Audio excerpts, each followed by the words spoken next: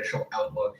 Largely what he's talking about here is just he thinks earnings growth is going to be stronger, and also the economic backdrop is going to be stronger than initially anticipated. This is really the sentiment that has been shared among all of the strategists that have been boosting their S&P 500 targets.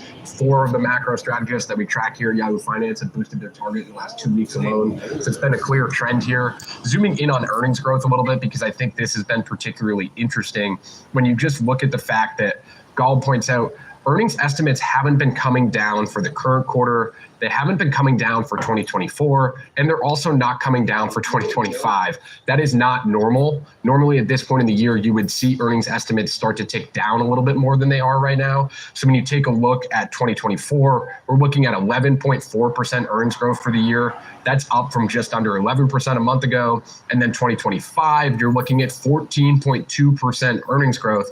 Again, that is up from what consensus saw a month ago. So you're seeing a rising of earnings expectations here.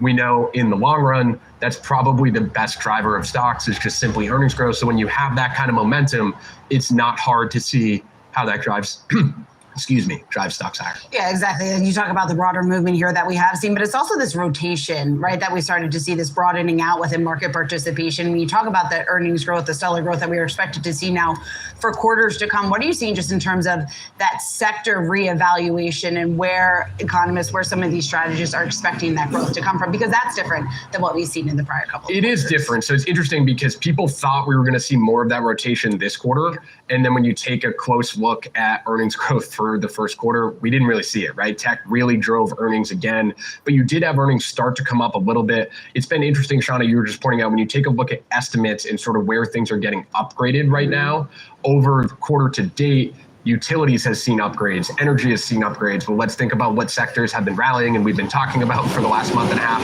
It's been utilities and it's been energy, right? Mag 7 earnings have also been upgraded by a little over 1% in the last month and a half. So you're seeing it still in tech, but you're seeing it in other areas as well. And then I think going beyond earnings, what a lot of these strategists are flagging, Golub highlighted this, Deutsche Bank's Binky Chadha told me the S&P. This is so funny. This guy found his wife on like the thing, and she used to go on all like every time he was on there, she was on there. They were working really well, and you could totally tell they just got done fucking. You could just totally tell they got done fucking. And now she's not on here. He would dress like, okay, there's no dress code on there or whatever. And so she was on there, and you could just tell they were fucking. I mean, every time she go on there, she was like gawking, and he was just like, okay, calm down. He's like, like I'm wearing khaki pants. I pop a boner here, it might ruin my career. Anyways, long story short, I don't even see the girl. I think they fired her. I think like he hired her and then fired her just to get a quick in. Like he looks like a scumbag now. So now I do see it as like being a misogynistic, whatever. And then someone goes, oh, you're a faggot because you've only banged out 1,200 girls in the last fucking 20 years. I'm like, oh, okay. But that's a story. True story. 500 could get to 6,000 by the end of the year if economic growth continues to surprise to the upside too, right? So we're talking about earnings growth surprising the upside. Economic growth right now, people are feeling more optimistic than they felt to start the year, but still at about just over 2% for the year would be where GDP kind of lands.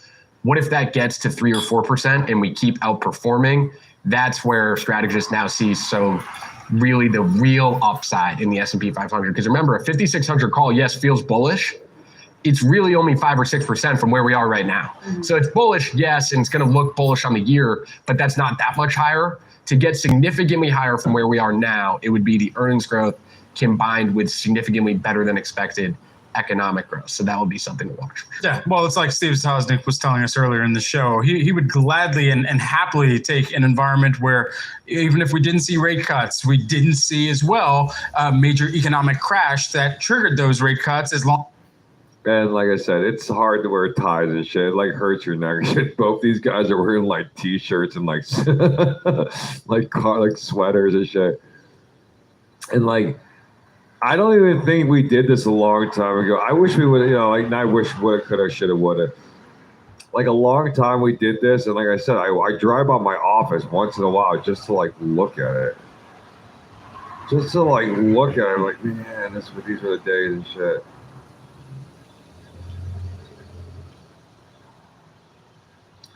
And then I think of like how childish the people I worked with and how diabolically unstable they were, and how much of like I didn't care about them. If they were all to fucking get into a plane crash and coming over here and they were all died, like, oh well, let's just find another 70 turns.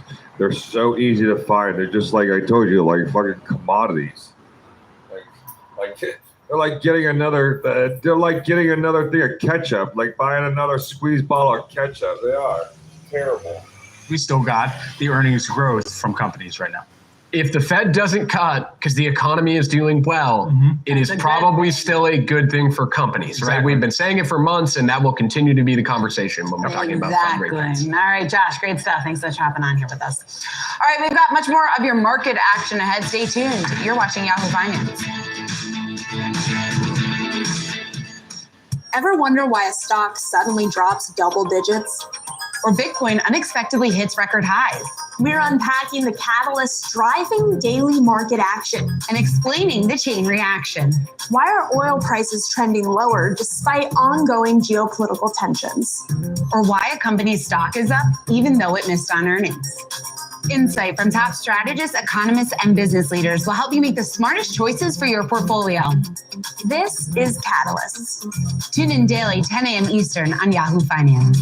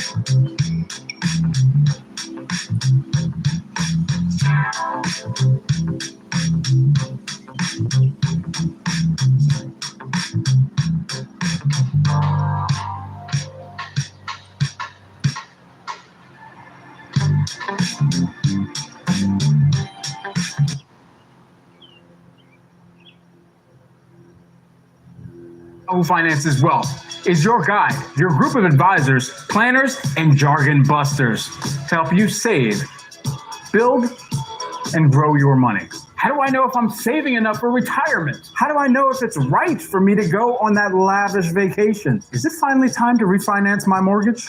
How do I pay less in tax? We'll get you the answers you need. Wealth, earning it, growing it, and managing it. It's more than tracking just the latest market moves. It's more than your favorite trending tickers. One does not simply build wealth without considering the entire financial landscape. It takes a community, and we've built one for you. Wealth cuts through the noise to help guide your financial decisions so that your money works for you. Wealth on Yahoo Finance premieres March 25th.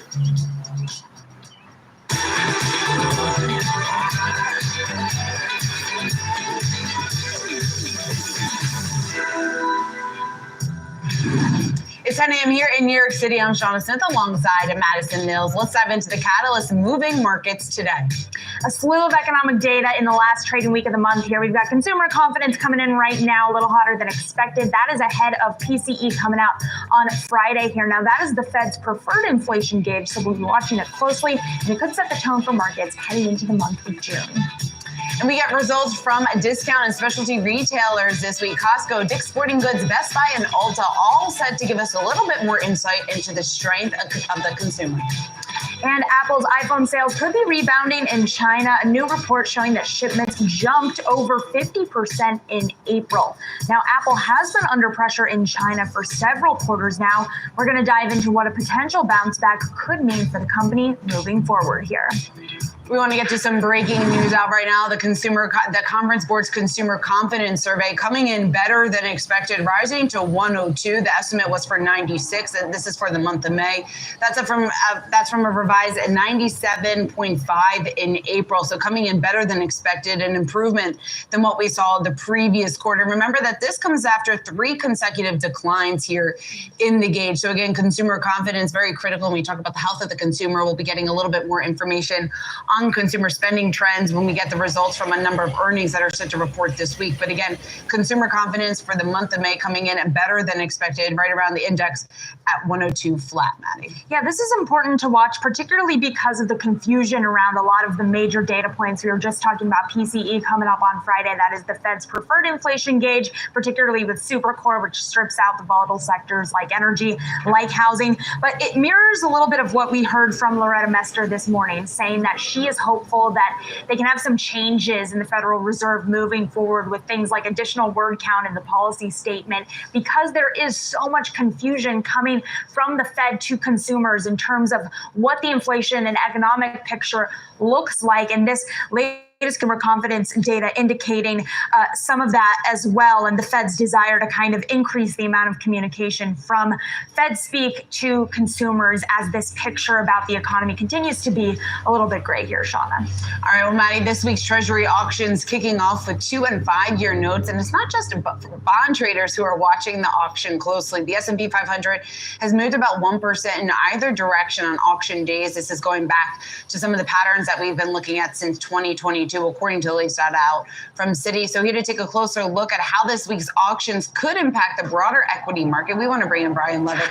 He's Invesco's global market strategist here. And Brian, before we get to that, just your quick reaction to what we're getting on the data side of it when it comes to consumer confidence and exactly how the equity market, you think, is looking at some of these sentiment numbers. It's not a surprise that the consumer is feeling well. It's actually been a little bit more of a surprise that the consumer had felt a bit challenged. We have a historically low unemployment rate, and the wealth effects of investing in the market continue to go up. So it shouldn't be a major surprise that consumers are feeling well. I get it.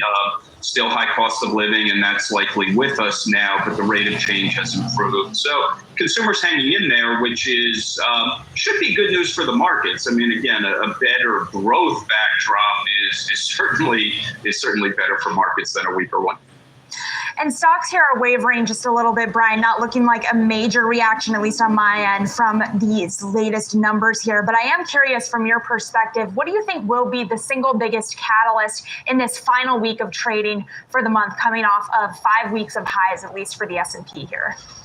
Yeah, you mentioned it. It's the personal consumption expenditure report on Friday. I mean, this is a market that has been very focused on inflation, very focused on what the Federal Reserve is going to do, at least over short-term periods. So when you get a miss on inflation, meaning higher than expected, the markets start dealing with policy uncertainty again. You get some volatility and you get some drawdown. So if we're talking about the next 5 days, personal consumption expenditure should be front and center on investors' minds. Brian, what do you think the likely move is going to be if that report comes in, at least showing that the trend line has continued to improve? The Fed has made some progress in taming inflation. How much has that already been priced in to the market at this point?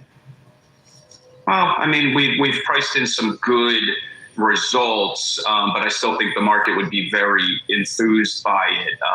Look, the market has been driven, at least over the last 12 months, by a handful of names. Now, that's broadened out a little bit recently, but what will start to happen as inflation gets firmer into the Fed's comfort zone, at least on the PCE, and the expectations that we're either on hold indefinitely or may be able to start slowly normalizing the yield curve, that's going to help broaden out market participation. So there's many names trading at pretty reasonable valuations that are waiting for perhaps a lower rate environment or a normal yield curve environment to be the catalyst to unlock some of that value. Brian, I'm interested in your take on what happened with PMI and NVIDIA here, because we saw that NVIDIA, obviously a huge beat, but PMI data continue to put some pressure on the market. Do you think that the PCE data could have that same market dynamic? And what does that tell you just about what's driving the market right now and the importance of economic data right now? Yeah, it is a very macro environment because we were at a high inflation environment, and the market sold off 25% in 2022, expecting a mild recession that hasn't happened. So as the economy has remained relatively stable and inflation has come down, that's been a good backdrop for risk assets. Peak inflation is almost always a good backdrop for risk assets. Now we're looking to stick either no landing. I guess that's not sticking. We either have no landing or we stick the proverbial soft landing. So things like PMI, Purchasing Manager Index, and the personal consumption expenditure are front and center because they're signs, they're indicators to suggest whether the economy is heading in the wrong direction or whether inflation is heading in the wrong direction. Right now, a little bit of a mixed picture on the economic side, but still largely resilient economy with some pickup in growth overseas. And inflation seems to be, at least on the Fed's preferred measure, in their comfort zone. So it's a good backdrop for risk assets, but that certainly could be disrupted in the short term by a bad data point here or there on inflation or growth.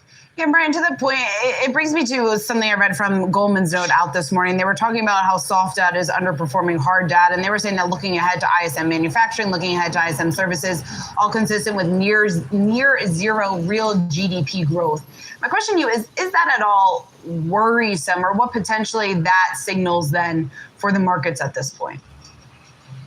Yeah, I mean, it's certainly something to watch. I mean, it's an economy that's not going to, stay at the levels it's been forever. And so things are expecting to moderate. And survey data tends to do a good job of capturing it. The good news is as the U.S. is perhaps moderating a bit, other parts of the world are picking up, China, Europe, the U.K. So in general, global growth remains fairly stable. And it's a market that's enthused. I mean, it's not a market that's telling us growth is going to deteriorate meaningfully. The market tends to lead the economy, not vice versa. So the market's telling us that growth is going to hang in there. But yeah, I mean, the risk, Shauna, is that we're sitting here after the most significant rate hikes that we've seen with the Fed on hold indefinitely, waiting for the lagged effects of policy tightening.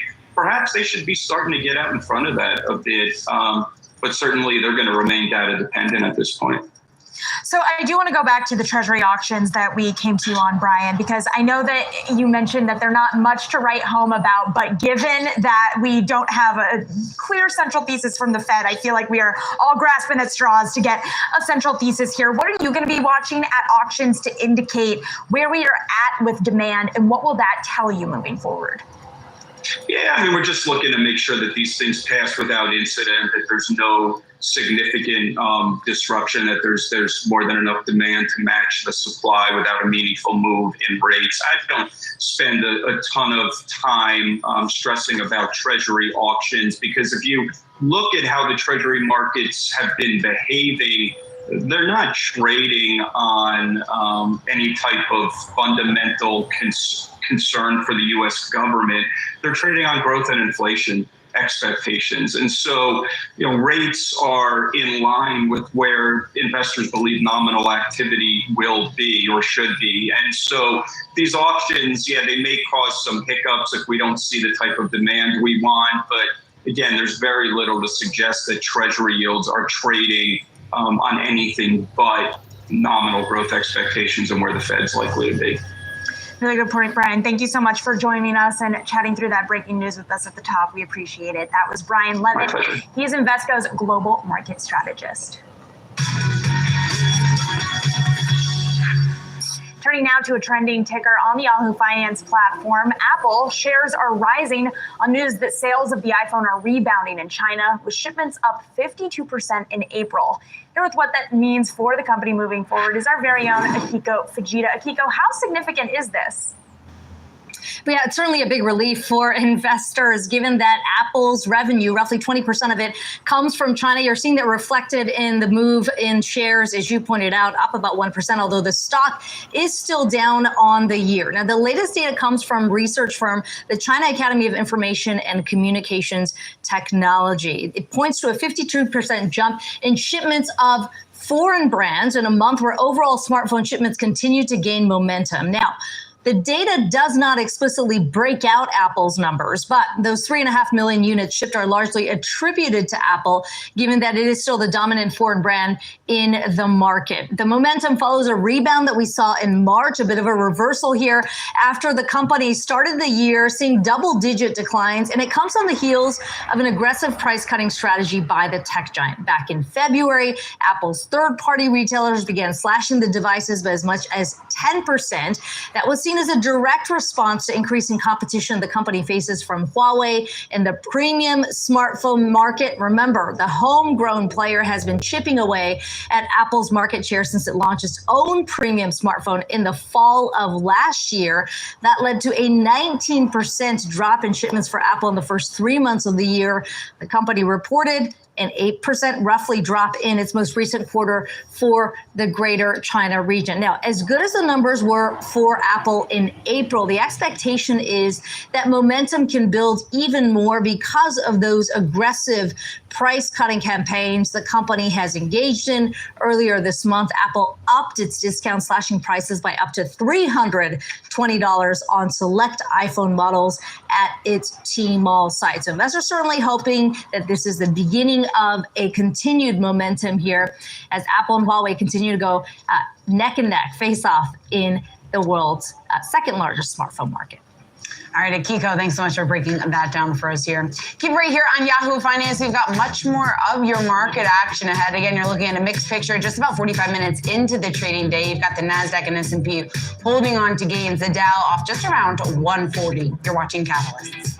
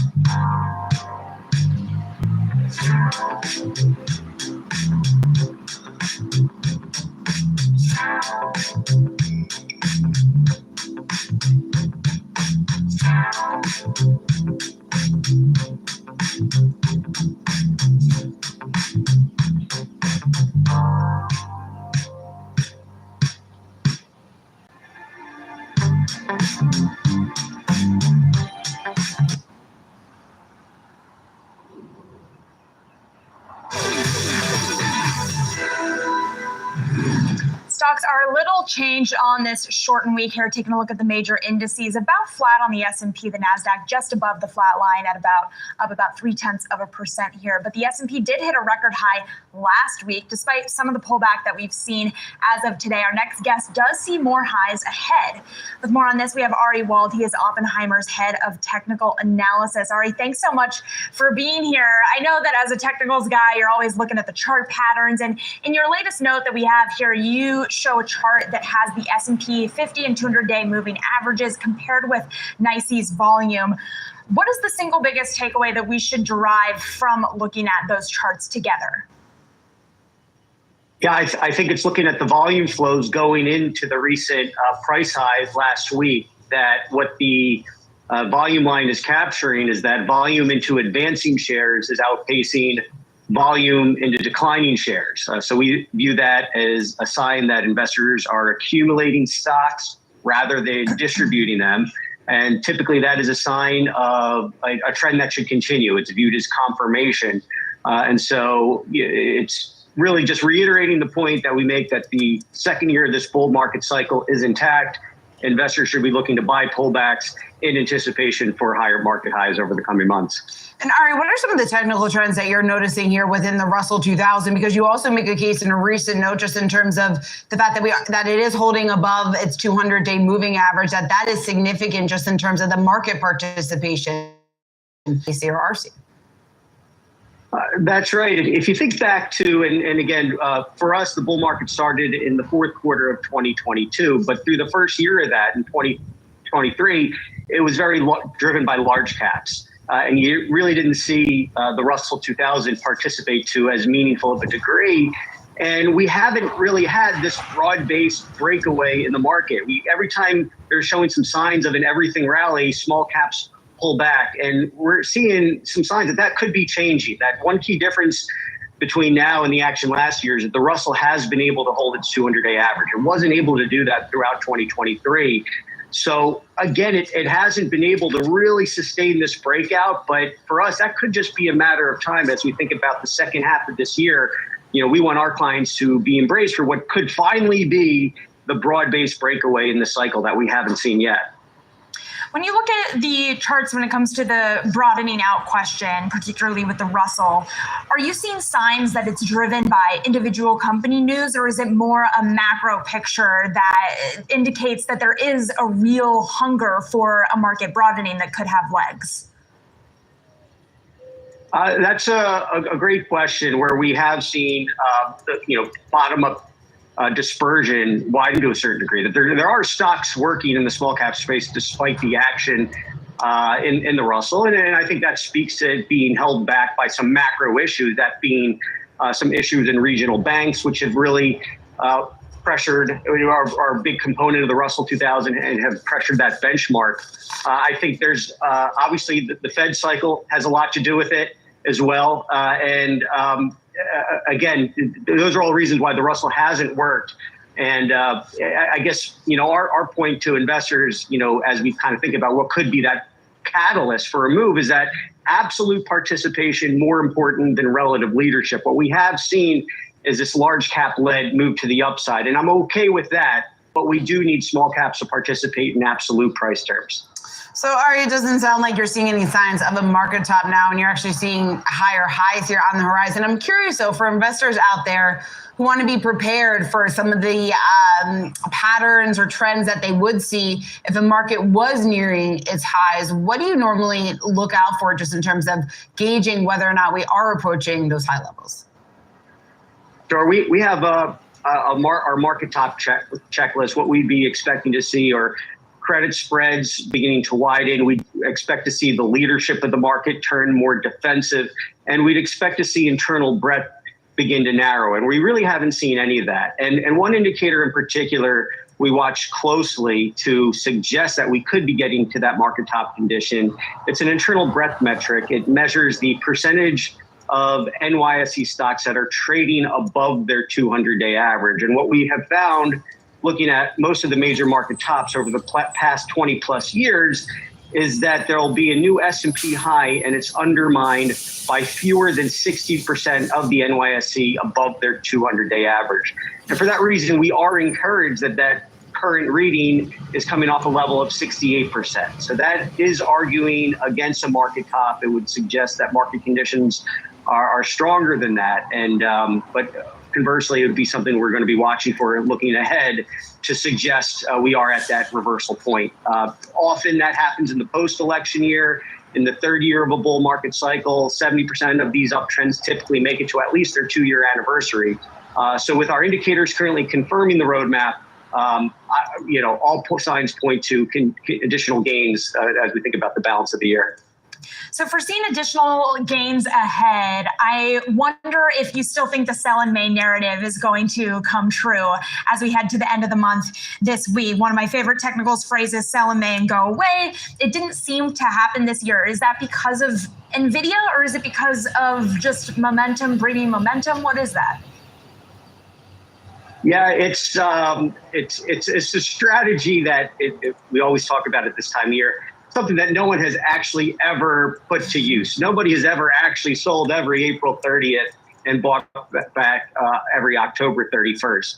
And there's some nuance to that as well. And sometimes we think about the 4-year U.S. election cycle and how that overlays with that type of strategy. And what we found that in an election year, specifically one with an incumbent candidate, typically that strategy hasn't worked. That you'll typically see a summertime rally. We came into the year showing that in an election year, a first-term election year, March to May is the weakest 3-month stretch of the year. But then that's typically followed by the best performing stretch of the year, June through August, which we're now entering in. So we are making the case that seasonals are a tailwind looking ahead, at least as we get into that June period. And so for all those reasons why we're looking to buy weakness and not sell in May and go away. Ari Wald, great to talk to you. Thanks so much for your insight here this morning. Oppenheimer's head of technical analysis. Thanks again. Thank you. Well, activist hedge fund Elliott has made a $2.5 billion investment in the semiconductor company Texas Instruments. As part of this, Elliott is proposing what it calls a, quote, dynamic capacity management strategy that would allow the company to achieve free cash flow of as much as $9 a share by 2026. So let's take a step back and talk about why they're prioritizing free cash flow when it comes to growth per share, because this has been a priority. We've heard it from Texas Instruments, from their executives in years past. And when it comes to what Elliott has said is that when they have prioritized this, especially when you look back at some of the returns that they generated from 2006 through 2019, they say that Texas Instruments grew their free cash flow per share at an annual rate of 17%, while its stock generated a 440% total return. Since ramping capacity, so what is played out over the last 2-ish years since 2022 is free cash flow per share has actually declined by more than 75%. So Elliott making the case that they want them to prioritize this. They've laid out the proposition here of Texas Instruments adopting that dynamic capacity management strategy, which we just mentioned, introducing a free cash flow per share target of $9 in 2026. We bring this up because Elliott, given his track record, given the changes that they have advocated for at various companies over the last several years, a lot of times when Elliott management comes into the room, it takes a position like this. Many of the companies, many of the executives do sit up a bit and listen to what they have to say. They pay attention. They're often heard in the room. So again, this is significant. We're not seeing a huge impact on the share price right now, up just about 0.4%. But again, they're advocating to a return of what had been the priority here of Texas Instruments, or what had been proven performance of Texas Instruments for over a decade. And that was that free cash flow per share growth at an annual rate of 17%. Yeah, it's a great point, Shauna, particularly when you look at the stock still up, but paring back some gains. It was up a little over 3% earlier today. In this statement, they note that investors are concerned that the company appears to have deviated from that commitment to free cash flow. So that is the key data point to watch when it comes to Texas Instruments. Also a reminder that this is the chips company that's going to provide the chips that go in things like calculators, refrigerators, some of that machinery, as opposed to some of the AI powering chips that you hear about from an NVIDIA. And these specific chips have been lagging when it comes to demand over the past couple of years here. It has been kind of part of the industry that has been struggling as part of a wider slump in chip orders in recent months. So their latest earnings do indicate a resumption in some of that ordering of chips after working through some of those gluts. So it'll be interesting to see whether or not this latest activist stake in the company starts to kind of fuel a little bit more growth moving forward here for TI. Now moving over to Airbnb, up slightly this morning after Wedbush updated its price target from 160 to 165, with the rating going from neutral to outperform. Now the reasoning, they're citing that investors should take advantage of the company's current period of relative weakness. And we have seen a period of relative weakness when it comes to the Airbnb picture here. This upgrade coming after Wedbush noted that Airbnb has had strong web traffic growth throughout the quarter, and commentary from other competitors in this space, looking at a company like Trip.com, even Norwegian, signaling healthy demand for consumers. But my question is the web traffic for Airbnb going to translate over to revenue? That is the big thing to watch for a company like Airbnb, obviously up off of this news, but they have certainly been struggling when you compare them to the growth story that they've had in recent years. Are they going to be able to pick that up as consumers are getting tired of some of those hidden fees and transitioning over to more hotel purchasing as well? Yeah, exactly, Manny. And I also think it's this return to normal, right? We had certainly seen so much pent-up demand. People had this flexibility of work from anywhere over the last 4 years. And even on the headlines that have been coming out over the last couple of weeks, more and more companies, even more banks, mandating this return to office. So you no longer have this flexibility, or at least as much flexibility, many workers, as they had over the last couple of years. And that is something, I bring that up because it's something that we had talked to Airbnb's CEO about time and time again, and Yahoo Finance is one of the driving factors, really drivers of their business over the last couple of years, is this the ability to work from anywhere, and people then taking advantage of that and booking longer term stays at Airbnb. But beyond that, I think this return to normal is what we have seen play out in Airbnb's most recent results, their lackluster earnings report that they did just report. Scott Devitt at least viewing this as a buying opportunity. But again, the question, like you just brought out, how much of this search in terms of that activity, yes, it is strong when it comes to Airbnb. How much is that is actually going to translate into actual bookings? Yes, maybe they could see a bump in this current quarter, looking ahead to the third quarter, even when we talk about some of the trends that we likely see in the travel industry. But again, you got to question just what that return to normal looks like and what the real demand is going to be here for Airbnb moving forward. And beyond just the U.S. is also obviously an international story. So then also the bookings that they're seeing on an international basis is another focal point as well for analysts. I think it's a great point, though. Is the COVID recovery finally kind of wrapping up, and what impact does that have on some of these consumer names? Another one in terms of services and purchasing from consumers, cruise line stocks stocks rising this morning on an upward trend. This is 1 month after Viking Holdings did debut on the New York Stock Exchange. The Viking IPO raising $1.5 billion,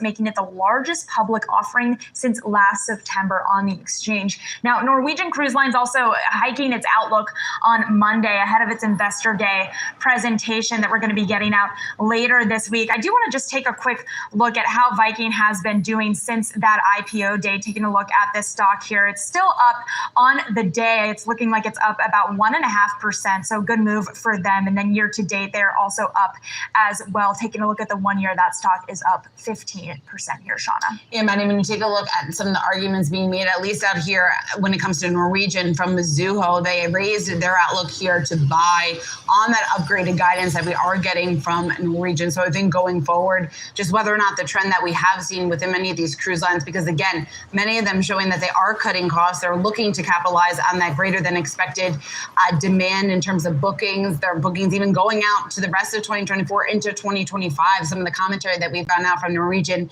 and its competitors here in the most recent earnings results, pointing to the fact that demand will likely stay strong here for quarters to come. But exactly what that means for the business going forward and the ability here to offset some of the higher costs that they are seeing on the inflation front is something that investors and analysts have really been diving deep into here. But again, raised outlook from Norwegian, Mizuho at least, saying that that's enough to raise their outlook on the stock to buy. And JP Morgan also setting their share target for Viking Holdings as of this morning as well, putting a price target of $34 on the firm. Well, we are going to have all of your markets action ahead, so stay tuned right here on Yahoo Finance. You're watching Catalysts.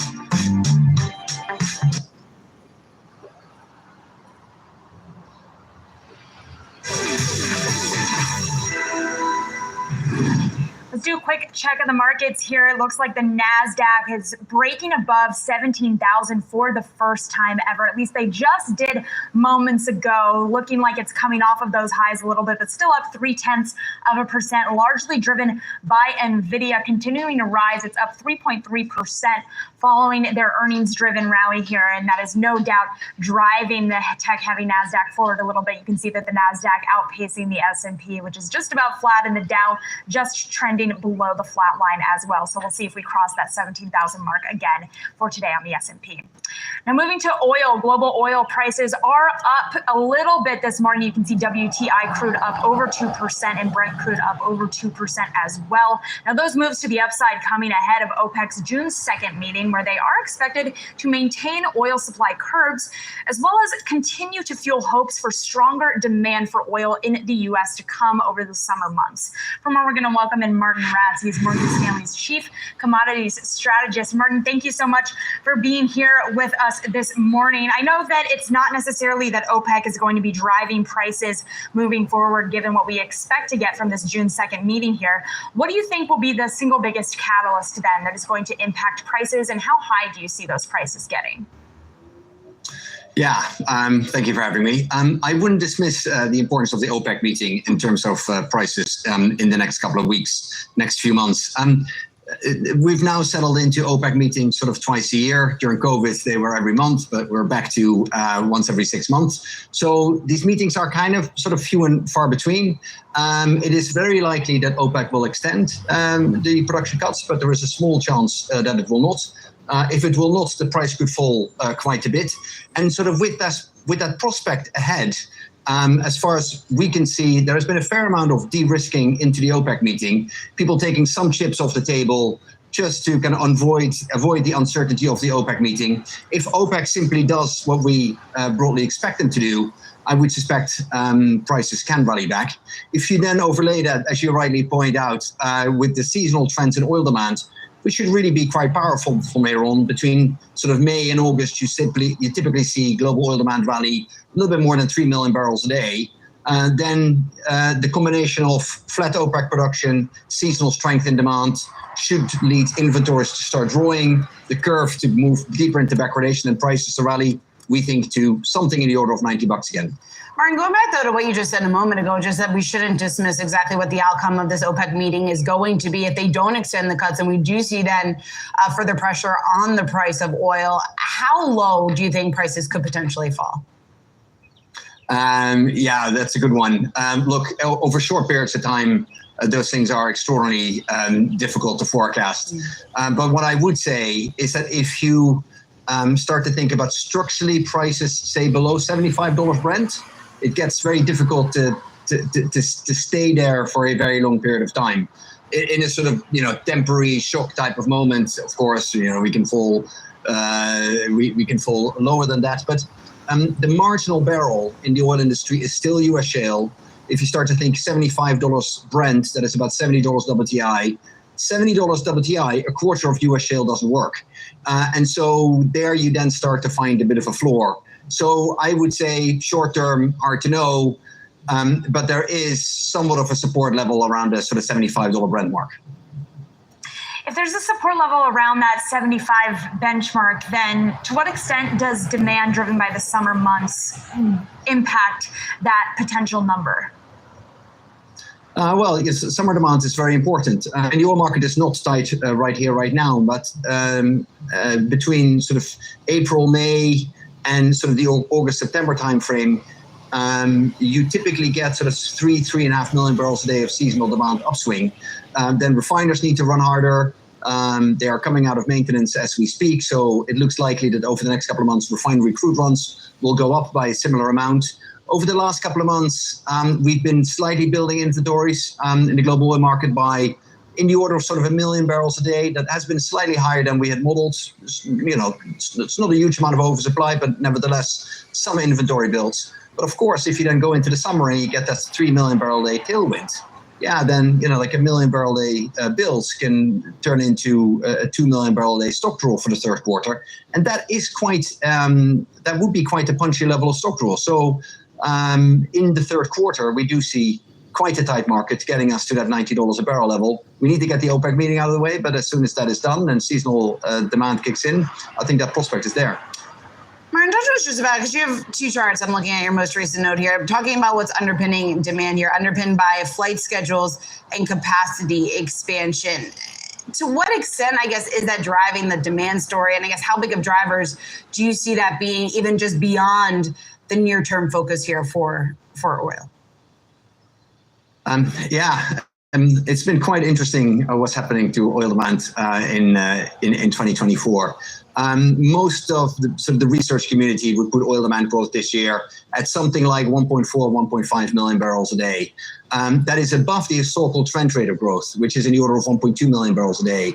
Now, the reason why that is interesting is that this is really the first year where we can talk about oil demand not being impacted much by post-COVID recovery. We've had a couple of years of tremendous oil demand growth, north of 2 million barrels a day in 21, 22, 23, but that was just post-COVID recovery. That is now behind us. And as soon as that was behind us, we thought we would be worried about electric vehicles, energy transition, decarbonization, and that those efforts would drive oil demand still to grow for some time, but at a rate below historic trend. And what we're actually finding is that this year we are still looking at a year of oil demand growth above historic trend, despite post-COVID recovery done.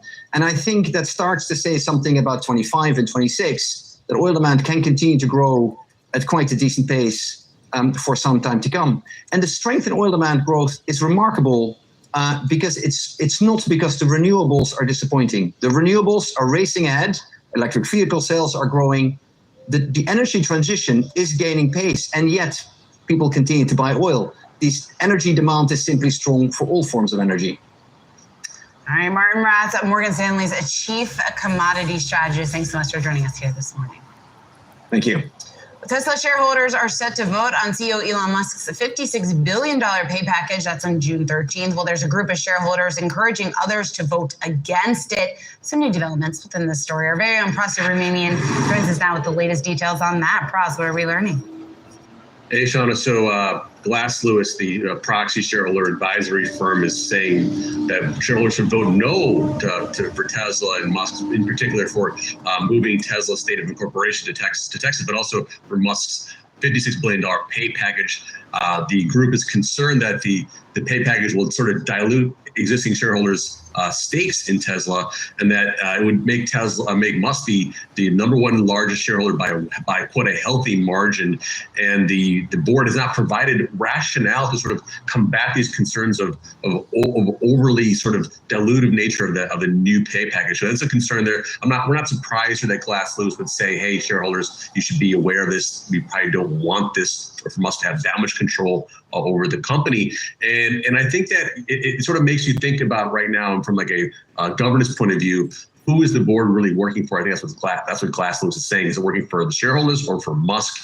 We'll see what happens later in June when the shareholder vote happens. Currently, Musk has a little less than 13% of the total shareholding of Tesla currently right now.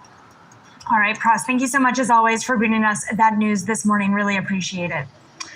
Now, coming up, OpenAI is launching a new security committee. We're going to dive into what that means for the industry after the break.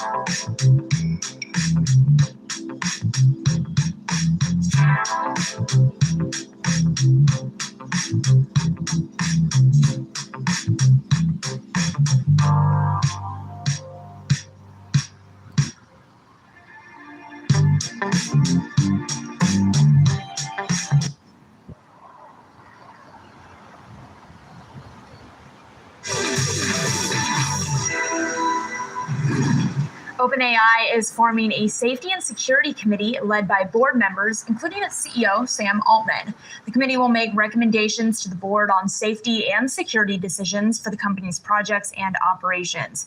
Now, this does come after Scarlett Johansson accused the company of using a voice that sounded a lot like hers for its latest chat bot, and that conversation coming after her and Sam Altman had spoken previously. She had expressed that she did not necessarily have interest in that happening, and then it turns out that a voice that was very similar to hers did get used. But it's interesting to see the formation of this new safety team, Shauna, following a lot of the volatility that we have seen at the company, particularly given the safety concerns that led to the short-term ousting of CEO Sam Altman. Now he is reinstituting this new safety team, and this has been a concern for a lot of people who are involved in the AI space, particularly researchers, and of course their co-founder and chief scientist, who has now departed from the company. Yeah, I know, Maddie, you've been talking to a number of your sources, and a couple of them have mentioned just the safety aspect of this, right? And just some of the unknowns there and why that brings so much risk here to the future of AI technology, and really more broad-based, even outside within this industry, just the risks at large right now when you talk about AI adoption and exactly what that is going to entail and what that looks like here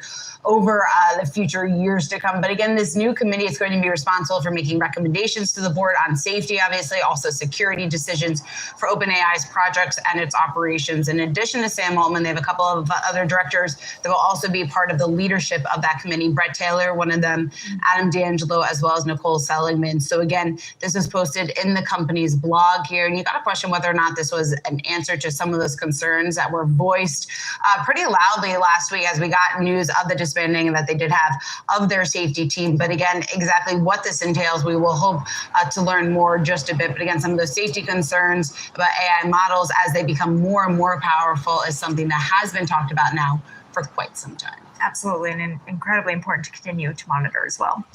Well, CEOs are prioritizing AI transformation as they look to boost productivity and growth in the coming quarters. That is according to a new survey out from Ernst & Young. Looking at CEO sentiment, about 47% are focused on AI transformation. So joining us now with further insight into how executives are feeling about the future, we've got Andrea Garzoni. He is EY's Global Vice Chair of Strategy and Transactions. And Andrea, thank you so much for being here with us to talk through this survey. I am curious, you had so much data ranging from, how CEOs are feeling about the broader market, how they're feeling about AI, ESG. Talk to me about the single biggest data point that to you indicated that CEOs are feeling more optimistic moving into the rest of the year here than they had been previously. Hello, everybody, and thanks for hosting me. Yes, I think that the most probably noticeable piece of information that we have been gathering through our CEO Outlook survey it's really the fact that there is some sort of understanding that the complexities that have characterized the last 18 months in terms of geopolitical tensions, uncertainty regarding interest rates, and the impact of new technology, including AI, I mean, something that they have to live with in the near future. So there is, I think, that sense of understanding that this is the future and that they need really to cope with this level of complexity, which has brought about an increased level of optimism. According to our survey, actually, more than 60% of the CEOs are actually thinking that there is an improvement in the level of their revenues, and 65% actually they think that the profitability is going to go up next year. So I think despite the uncertainty and the complex environment, there is an increasing level of optimism that there is somehow a news. Andrea, beyond AI and some of the growth opportunities there, what else do you attribute that optimism to? I think it's really the realization that by managing this complexity, they can actually achieve great results.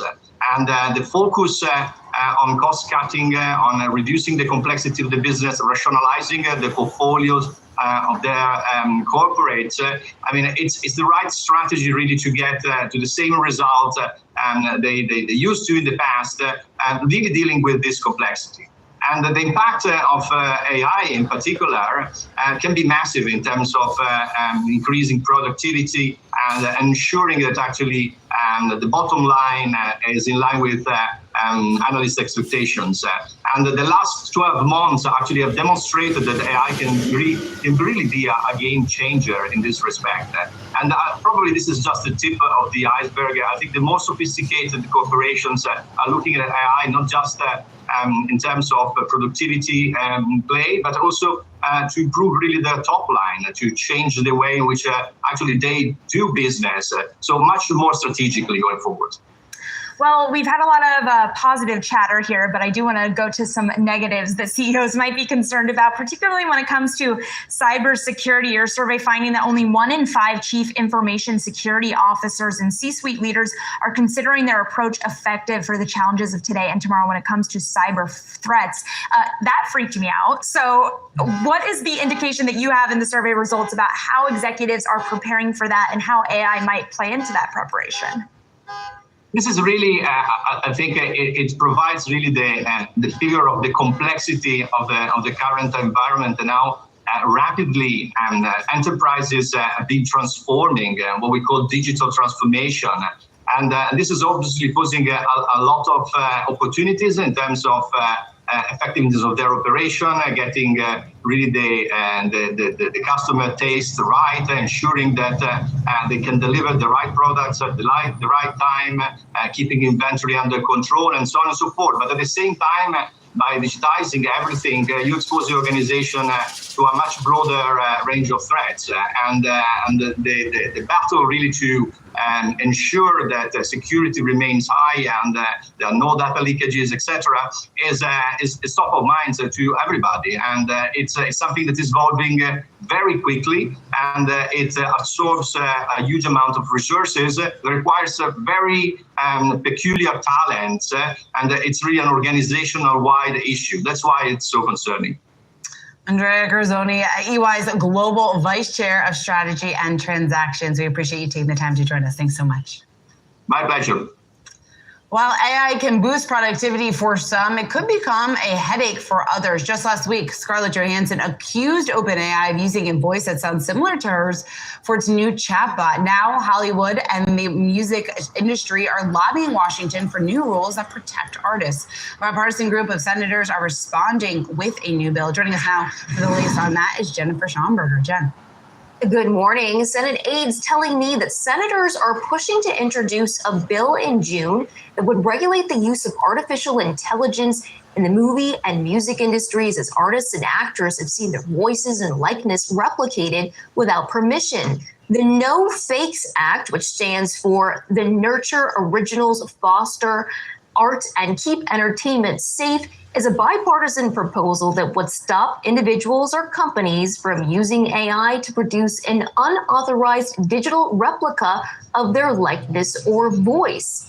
Musician Sheryl Crow telling me, quote, "We're going to have to try to figure out some way to create parameters and guardrails. We've seen artists already whose voices have been used after they've passed on. We're also seeing artists being used when they have nothing to do with something that's been put out, and that's terrifying."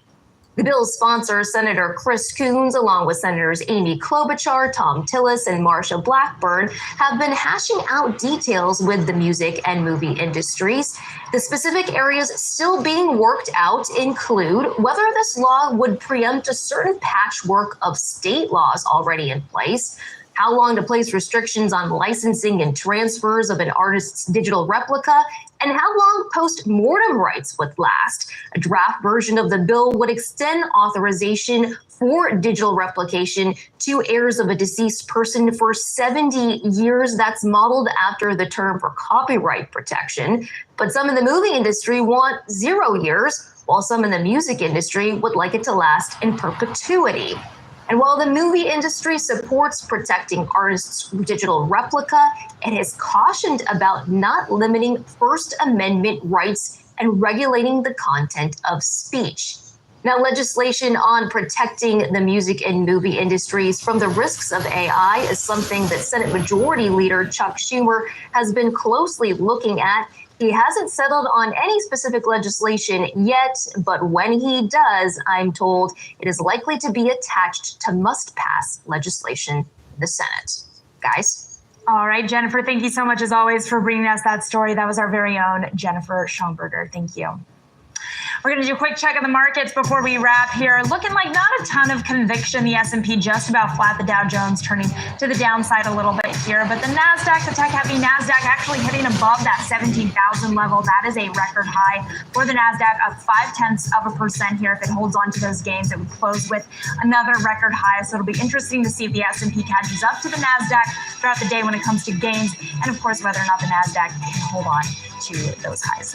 Coming up next, keep right here on Yahoo Finance. Brad Smith has all of your personal finance needs. Wealth kicking off in just about 3 minutes. We'll see you tomorrow.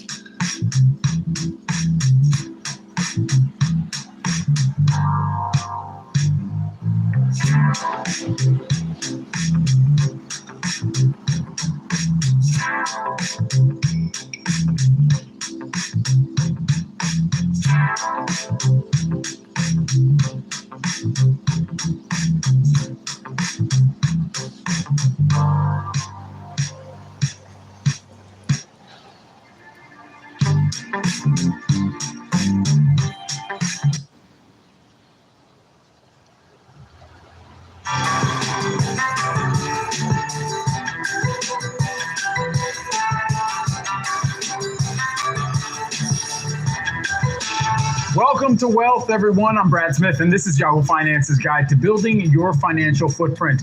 Our community of experts will give you the resources, tools, tips, and tricks to grow your money. On today's show, a recent poll shows the majority of Americans wrongly believe the U.S. is already in a recession. We'll dig into the disconnect between the data and how Americans feel about the economy. And there's a new rule on Wall Street called T+1.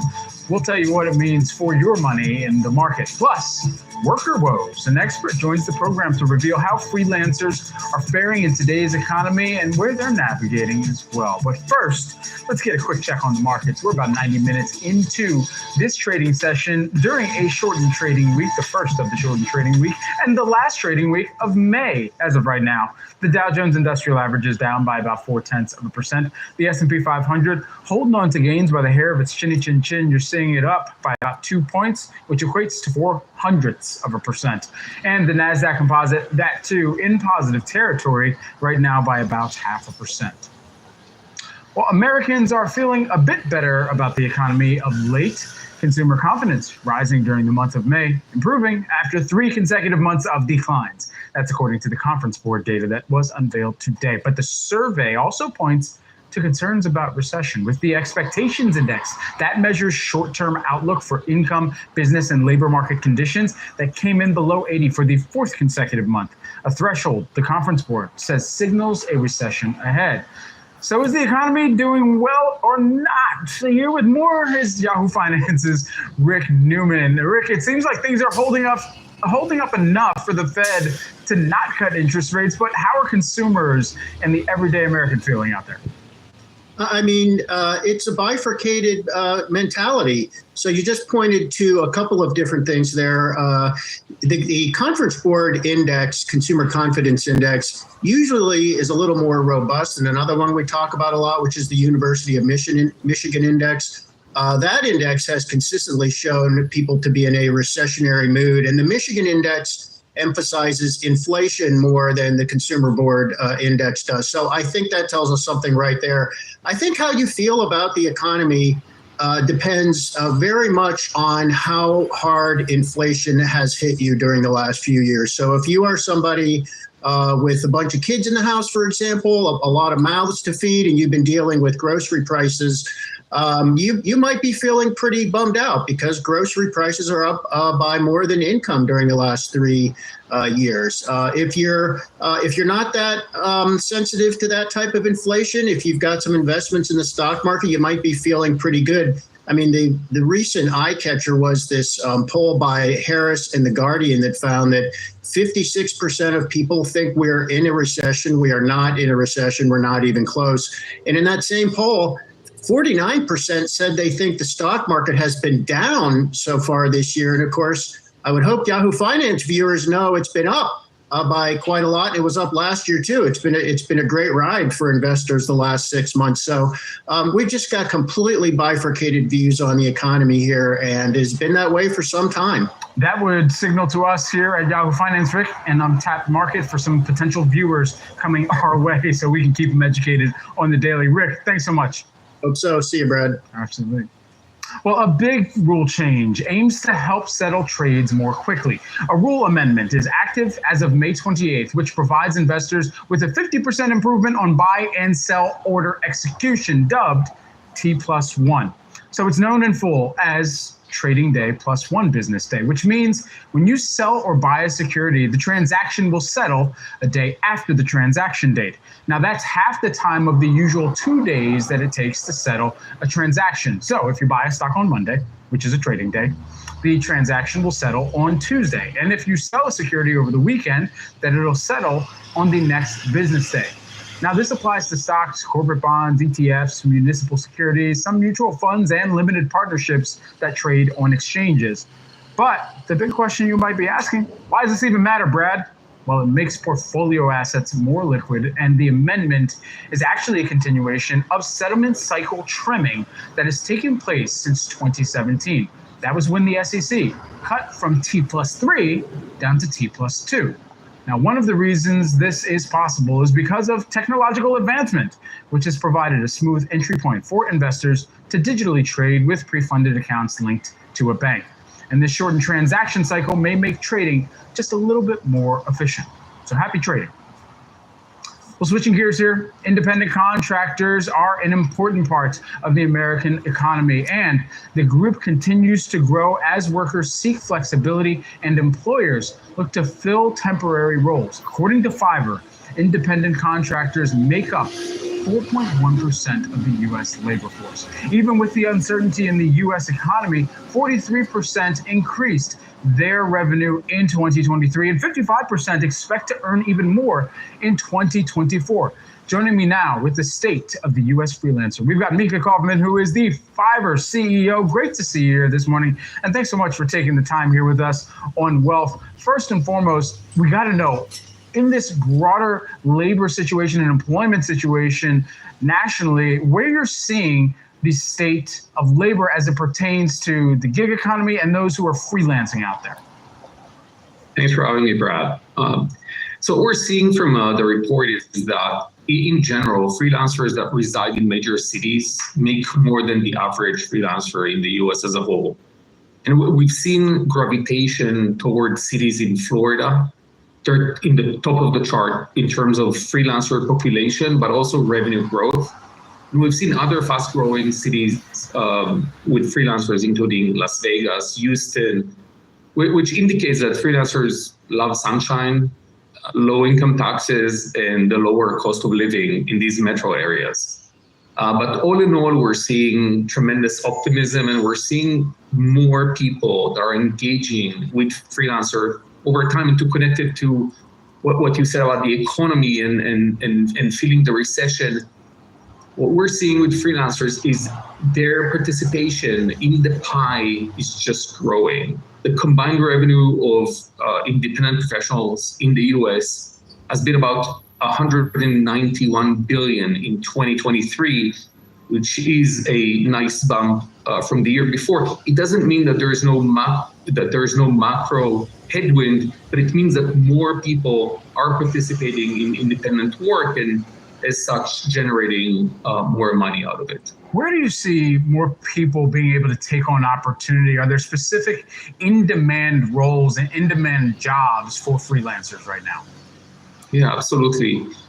So obviously, we called out a few increases in searches, which include trademark attorneys with almost 4,000% increase, business statistics with over 2,000% increase, economics with over 200% increase, and the list goes on. Obviously, anything that has to do with digital transformation.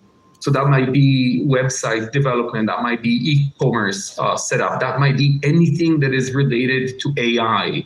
So the integration of AI technologies into their clients' products are some of the areas which are skyrocketing in demand right now. And just a level deeper into that with regard to AI, I mean, this is something that you at Fiverr are deploying for your own business, but also trying to figure out, okay, where within the workforce, there are more people who are reskilling, specifically anticipating what generative AI and artificial intelligence more broadly, what type of inflection point that's experiencing.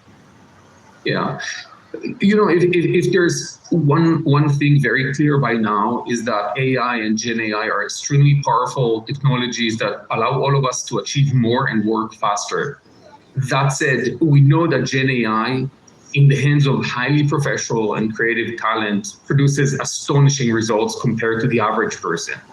In other words, Gen AI is accessible for everyone, which makes it the new baseline that doesn't give anyone a competitive edge. And getting the advantage always takes a human expert to make the most out of these new tools and technologies, which means that those who master these new technologies will outperform those who don't. So we're seeing our freelancers are actually getting very well familiar with these tools and are able to offer things that their customers cannot produce on their own. Certainly. You know, I have to hustle to my finish here, but with the time we have left, I'd love to get your perspective as well on wages that freelancers are experiencing right now and where they're being able to perhaps take on even more revenue because of the type of work or because of the demand profile of their work. Sure. What we've seen from the review is that independent professionals in the top 30 markets earn about 10% more than the US average across the different types of independent professionals. Now, that doesn't mean that you need to move into one of the biggest metros, but it seems that they're gravitating some of the talent, maybe because they think that they have also physical access to some of these customers. I believe, as I've said, that being able to become professional at these new technologies while staying very much service oriented and ensuring that you can retain your customers over time are the key areas of success that we're seeing across our platform.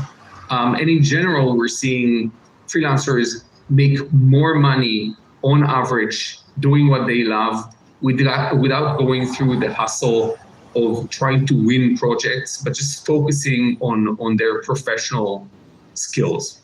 Because just lastly, while we have you, and we'd be remiss if we didn't take the opportunity to ask at least one business question about Fiverr in itself. I mean, there's a lot of people that are tapped into the Yahoo Finance platform. They dial up ticker symbol FVRR and they take a look at how the stock is doing. Perhaps they've listened into some of your earnings reports as well. They hear about the buyback authorization for $100 million and the first of its kind for Fiverr as well in this most recent quarter here. Walk us into the next growth point that Fiverr is looking to unlock. So I think, you mentioned the buyback. The buyback represents our bullishness about the company and its future. And we think that right now the stock is trading well below where it should be, given the growth profile of the company and its high profitability. Now, we think that there is a lot of macro in it. If you look at the professional staffing market, in 2023, that market decreased by 19%, while Fiverr has been able to grow by 7-8%, which is a pretty massive offset. Given the pretty high headwinds. And we feel that this profile of growth will just accelerate as markets start to normalize. We also see some fear out of AI and Gen AI and the potential displacement of talent. We've talked extensively about the fact that we're seeing AI as being net positive for us, which doesn't mean that some very, very simple tasks cannot be replaced by AI, but AI is generating so many more jobs that you can find on Fiverr, and they're growing very, very fast. Certainly. Mika, great to catch up with you. Hope to continue the conversation in the future as well. Mika Goffman, who is the Fiverr CEO. Appreciate it. Thanks so much for having me. Certainly. Everyone, we've got all your actions straight ahead. Stay tuned. You're watching Wealth on Yahoo Finance.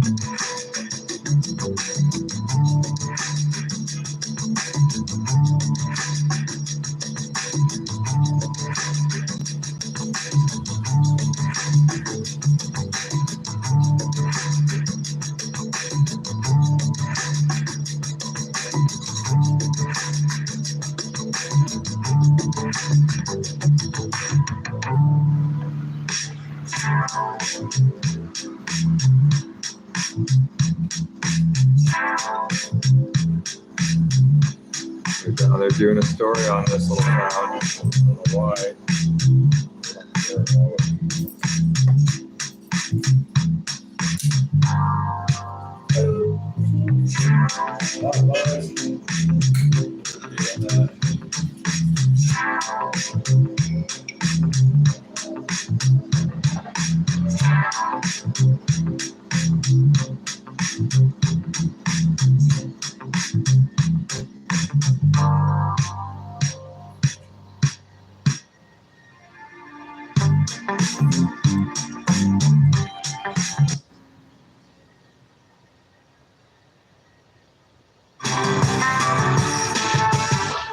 The S&P CoreLogic Case-Shiller Index hitting an all-time high in March 2024. The new report that shows that home prices increased month over month in all major metro markets. And here with more, we've got Brian Luke, who is the S&P Dow Jones Indices Head of Commodities, Real and Digital Assets here.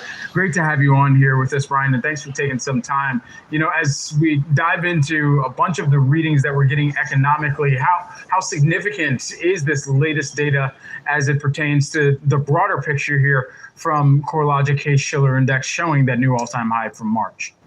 Yeah, thanks for having me. I think the fact that we've hit 9 consecutive all-time highs, and that's on a seasonal adjusted basis, is something that's really tremendous. We saw a period of sustained all-time highs coming out of 2020 and the COVID cycle. The housing market was really exploding, but it did taper off a little bit, and now we're coming back to these consecutive new levels. So one of the things I think that